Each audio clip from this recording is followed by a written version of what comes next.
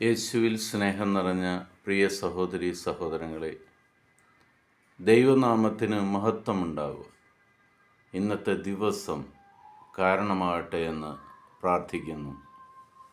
ഇന്ന് നമ്മൾ ശ്രവിക്കുന്ന തിരുവചന ഭാഗം മത്തായിയുടെ സുവിശേഷം 13-ാം അധ്യായം 22 മുതൽ ഉള്ള തിരുവചനങ്ങളാണ്. ഒരുവൻ വചനം ശ്രവിക്കുന്നു, എന്നാൽ ലൗകിക വ്യഗ്രതയും ധനത്തിൻ്റെ ആകർഷണവും വചനത്തെ ഞെരുക്കുകയും അത് ഫലശൂന്യമാക്കുകയും ചെയ്യുന്നു. ഇവനാണ് മുള്ളുകളുടെ ഇടയിൽ വീണ വിത്ത്. വചനം കേട്ട് ഗ്രഹിക്കുന്നവനാണ് നല്ല നിലത്ത് വീണ വിത്ത്. അവൻ 100 മേനിയും 60 മേനിയും 30 മേനിയും ഫലം പുറപ്പെടുവിക്കുന്നു.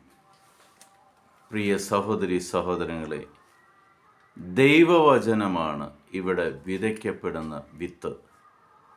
നമ്മൾ ധാരാളം ദൈവവചനം ദിനം പ്രതി കേൾക്കുന്നുണ്ട്.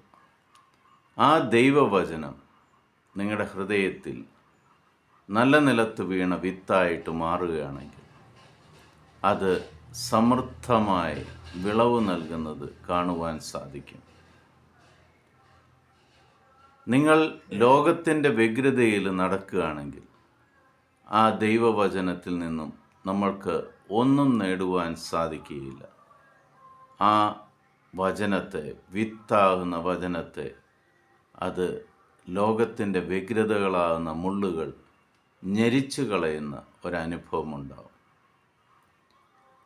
പ്രിയ സഹോദരങ്ങളെ, പിതാവായ ദൈവത്തിൻ്റെയും പുത്രനായ യേശുക്രിസ്തുവിൻ്റെയും പരിശുദ്ധാത്മാവിൻ്റെയും കൃപ നിങ്ങളുടെ മേൽ നിറഞ്ഞ് നിങ്ങൾ സമൃദ്ധിയുള്ള ഒരു വിത്തായി മാറുവാൻ ദൈവം ഇന്നത്തെ ദിവസം നിങ്ങളെ അനുഗ്രഹിക്കട്ടെ എന്ന് പ്രാർത്ഥിക്കുന്നു.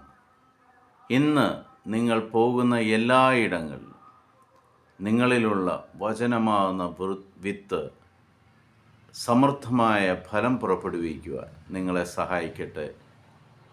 ക്രിസ്തുവിൻ്റെ സമാധാനം ഞാൻ നിങ്ങൾക്ക് നേരുന്നു.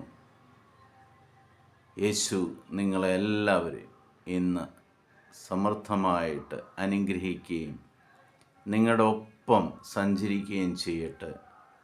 ഈശോ മിശിഹായ്ക്ക് സ്തുതിയായിരിക്കട്ടെ.